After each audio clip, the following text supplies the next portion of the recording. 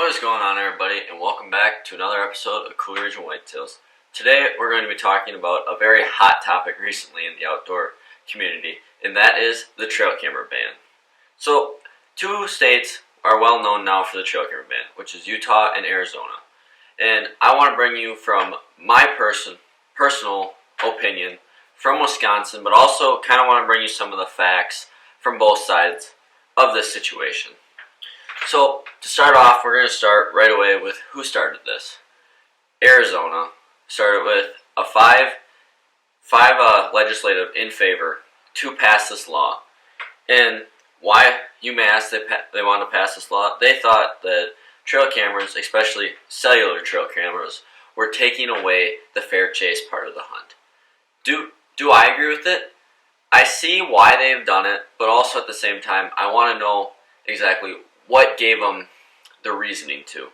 Like, why did they say all cameras? Why not just ban cell cameras? Or why not set up different laws to monitor your cell cameras? But instead, they just wiped it out.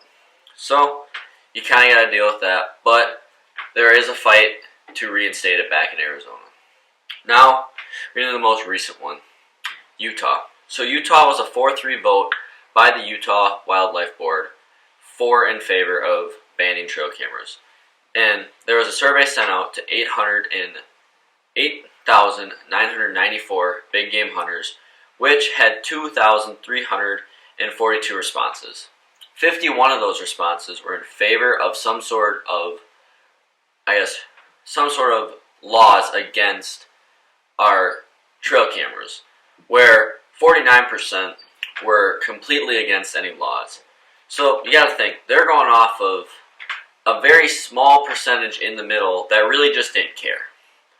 But for Utah, the power of law HB 295, what will state, and I do have notes here, so I apologize if you see me looking down, but I gotta make sure I get this right for you guys. So,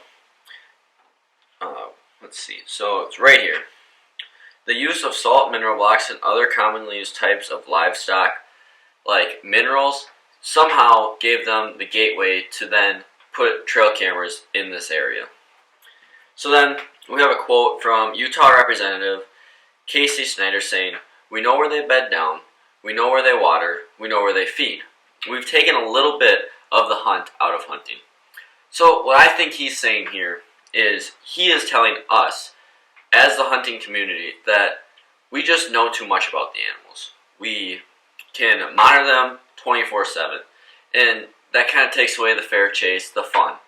But on the other hand, as hunters, we think, well, for me, basically, from Wisconsin, I draw a tag to one of these states. I have to take my time out of my hunt to go now and scout, find these water holes, see what animals are moving through, where I could just go in sometime through the summer, or if I have someone I know from down there, put these cameras out that send them straight to my phone. It just makes it tough as an out-of-state hunter to justify now going to these places to hunt.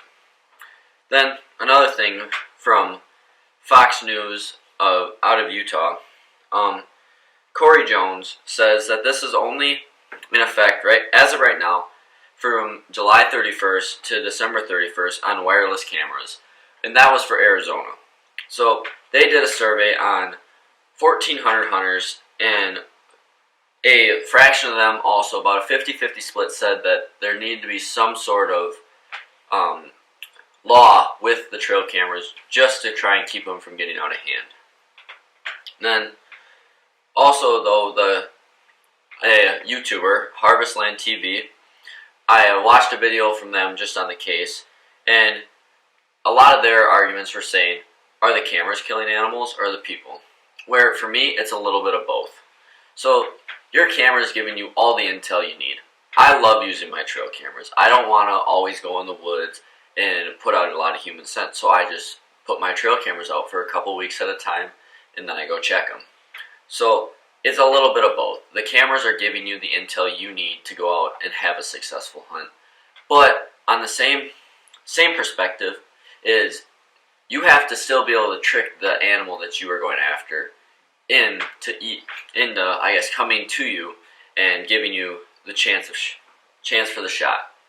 So then, banning cameras is not about the hunters. It's a political agenda to eliminate hunting as much as possible. That came from Harvestland TV's YouTube channel. And for me, I guess that's can go a little bit both ways. Like, I don't want to make this channel political or anything. So in that case, I'm just going to leave that one at that. You guys can argue that one out by yourself. Then, next thing we see also from them is it's putting hunters against each other. So they believe that because of how the survey went out, it's trying to see which hunters think what. So then they're trying to turn us against each other, which the hunting community is such a strong community. We have, I guess, like this passion built with each other to go out and pursue the big game of any big game. So I really don't think that it's going to turn us against each other.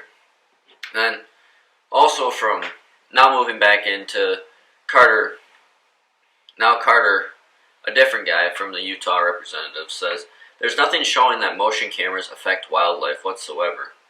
So he's kind of on the other hand saying, cameras really don't affect the way that wildlife moves. It's more of us as the hunters just trying to know what they're doing and tracking how they move. So then you also have to, I guess, think, is it really fair chase? Like, you're going to have these people who have 10 cameras compared to the people that have 100 cameras. You need to know where's the fine line between that.